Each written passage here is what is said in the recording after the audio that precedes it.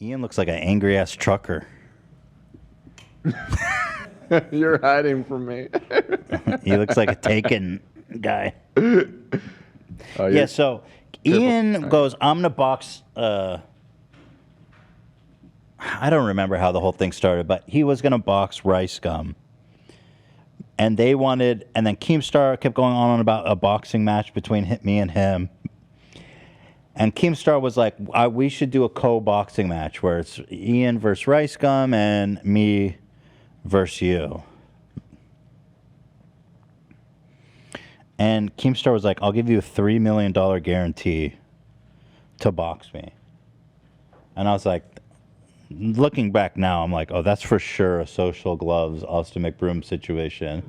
Box me, bitch.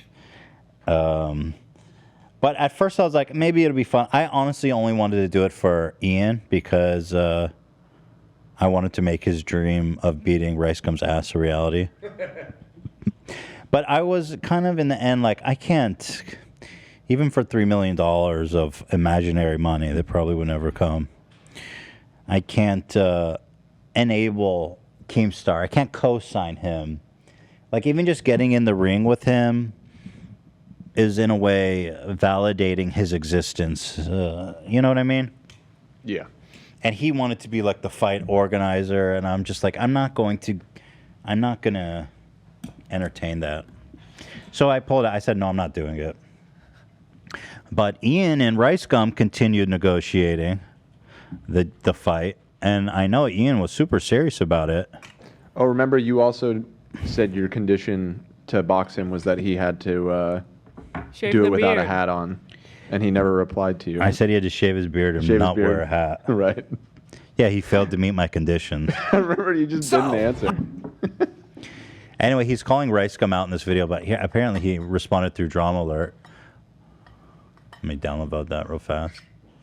I reached out to Ricegum for a statement, and this is what Ricegum had to say. I didn't even watch the video. We're watching the response before we watch the video. Wait, this statement is wild already. Okay. Watch the first video. Okay. Yeah. Okay. Fine. Hello, everyone. For the past 4 months, I have been dealing with a child. A child by the name of Brian. Little baby Brian, aka Ricegum, reached out to me back in 2018. Well, he tried to reach out to me. I wasn't following him, so I saw it on Drama Alert. He wanted to do a boxing match. Down, if he's down, we'll make it happen. If not, then he's a pussy. Fast forward to present day, June 2021, not completely present, but this year, Ricegum reaches out to my wife, my precious wife. And you know what he says? He says that iDubbbz is irrelevant and that he's fallen off. Get him to box me. So I'm like, shit, man, what if I do to that? So Anissa and I talked about it, and she said, oh, by the way, like, this guy, and Keemstar too, they're buddies, they have this thing of going after the dude's spouse. Oh, yeah. It's just it's so pathetic, dude. Classic. Some real beta energy. It's a great idea. You should actually box him. And I was like, oh, okay, let's do it. I've been battling people mentally for years, and I think it's a good idea to put my neck out there, risk getting punched in the face a few times for more entertainment. So I responded to Rice. I said, yeah, let's do it. Are you serious about it? He seemed very serious about it, though he did want Keemstar to organize the event. So naturally, I took on all the responsibility of organizing this event because I'm not going to have Keemstar do that. For the past 4 months, I told iDubbbz, I was like, I don't want to take credit for this because I'm sure he's a smart guy. He knows what to do. But I was like, dude, you can't work with Keemstar on this. Like, no. It's just... No. Disaster. I told him basically, I can't do this with Keemstar. It's just, I can't legitimize that guy. He's too much of a piece of shit. I've been grinding nonstop. I have been flying to LA, Las Vegas, having meetings over Zoom, meeting up with boxing managers, boxing promoters, looking at venues. I even went and got LASIK eye surgery That was my brand, wearing the glasses.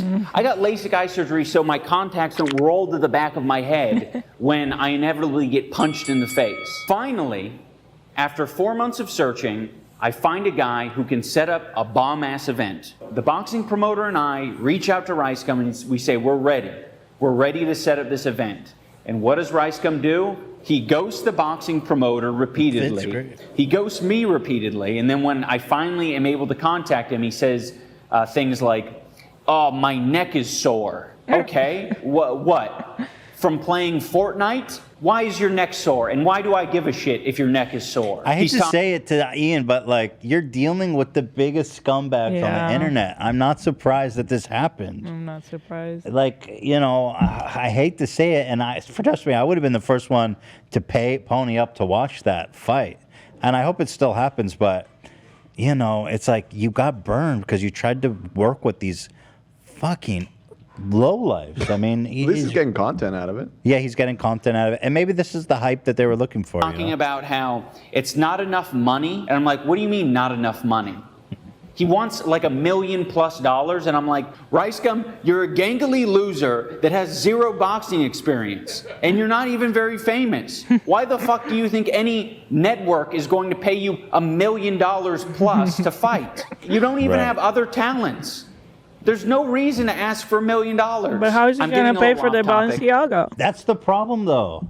Ricegum probably doesn't care about $1 million because he's making like $1 million or $2 million every month to promote shady, fucking corrupt, unlicensed gambling, Curacao casinos and shilling scam tokens. Yeah. This is what you're up against. He is truly an unscrupulous, unethical. He's making money in the shadiest ways you can on the internet.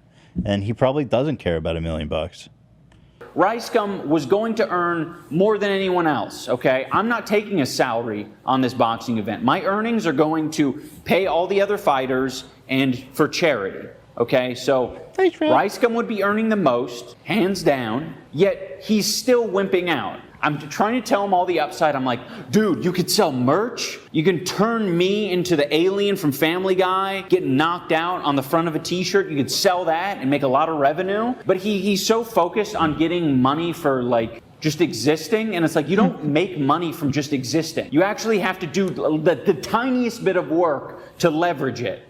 And who knows, maybe if you win, you'll make even more money. Think about the opportunities. You can then fight Jake Paul, beat him, then fight Logan Paul. Think about all the opportunities there are. Ricey Poo, Rice Chump. The other excuse that he used is that there wasn't enough hype. Grilled cheese. And I'm like, what do you mean not enough hype? We're not talking about the fight. Of course there's no hype around it. And he also probably should have thought about that before contacting me again in June of 2021. Why are you DMing my wife if you don't actually want to fight? That seems like a serious inquiry, don't you think? So this is pretty much my last attempt reasoning with Ricegum.